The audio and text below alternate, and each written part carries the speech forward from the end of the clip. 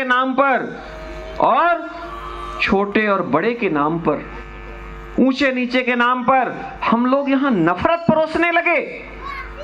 क्यों कर रहे हैं हम? इससे हमको क्या मिलेगा? कभी हमने विचार किया? दूसरा ना करे कोई फर्क नहीं पड़ता। एक अकेला सूर्य पूरी दुनिया को ताप भी देता है और सबको जो है प्रकाश भी देता है, गर्मी भी देता है और प्रकाश उजाला भी देता है। और अगर आप जागते नहीं हैं तो आपके घर पहुंच करके और आपको गर्मी लगने लगती है, व्याकुल हो जाते हैं आपने दरवाजा बंद करके रखा है।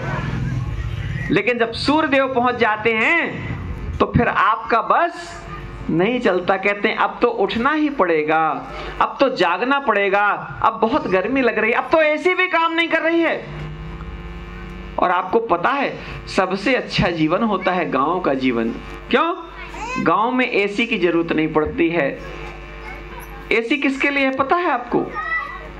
उन लोगों के लिए है जहां का टेम्परेचर, जहां का वातावरण पेड़ पौधे संभाल नहीं पा रहे हैं, ओवर हो गया है। हम लोग गांव के लोग हैं। गांव में लोग अभी भी निकलते हैं, जब शहर के लोग तो कहते हैं कुछ कपड़े रख लो, गांव में ठंडक होती है।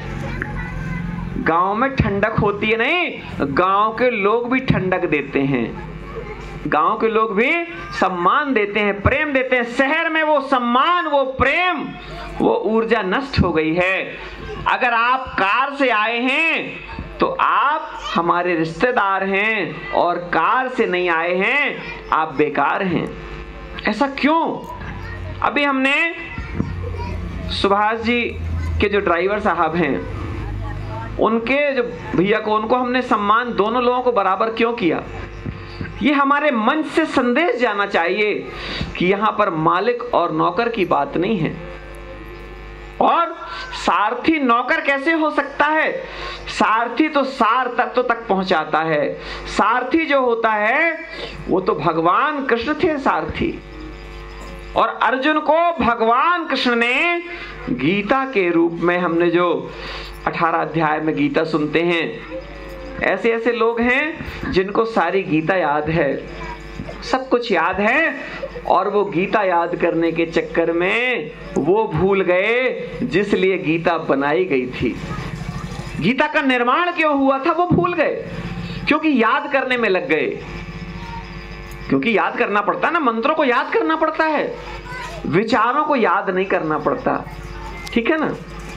आप टायर में हवा भरवानी पड़ेगी, लेकिन आपको अपने शरीर में हवा भरवानी नहीं पड़ती। कभी कभी हवा भरवाने अपन लोग गए हैं कि भैया 2 रुपए की हवा भर दो हमारे शरीर में, इस समय थोड़ा कमजोरी लग रही है।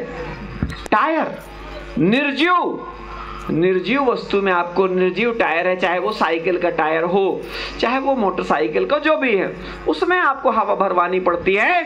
लेकिन हमारे शरीर में परमात्मा, और एक और बहुत अच्छी बात याद आ गई हमको कि हमारे शरीर में रोम छिद्र हैं।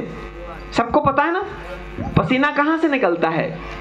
इसी रोम छिद्र से। लेकिन एक बड़ी मजेदार बात है, ठीक है? मजेदार क्या है मालूम? थोड़ा मुस्कुराते रहिए, कथा मुस्कुराने से ज्यादा अंदर जाती है। कैसे अंदर जाती है? जैसे हवा चली जाती है अंदर। हवा